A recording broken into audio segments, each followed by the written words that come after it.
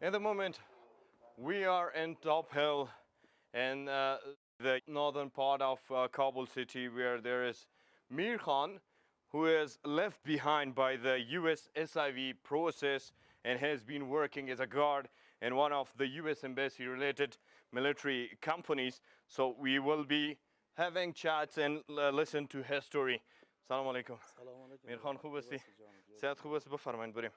Mir Khan allowed us to film him showing his face. He says that it is a risk he is taking to raise his voice and reunite with his wife.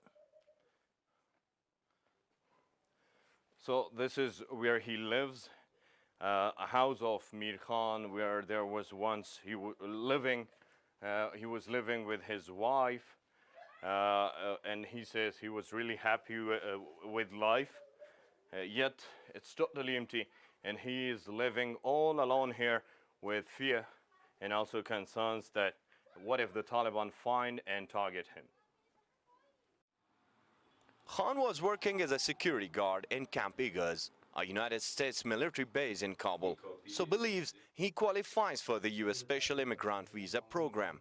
On August 16th last year, he rushed to Kabul airport with his wife. Stayed for days with a lack of water, food, cut off from communication. In the crowds, he was separated from his wife and went totally faint. He is not able to flee the country, and the SIV process, he says, is really difficult now, and they are left behind. No one has contacted me. I have no idea what to do. I'm suffering psychological trauma and I miss my wife every moment. Khan said his wife is now in the US and he has contact with her. According to him, his wife is now working in a US firm, but has also had no response to her efforts on his behalf, even though she has applied to the related agencies in the US.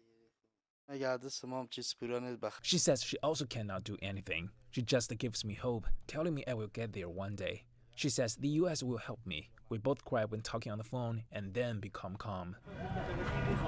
During the chaotic Kabul airport evacuation in August 2021, thousands of Afghans rushed onto the tarmac of Kabul's international airport. The crowds were desperate to escape the Taliban and the worsening economic situation. Some of them made it out of the country. A few even plunged to their death in the chaos. And others, such as Mir Khan, were separated from their families inside or outside the airport.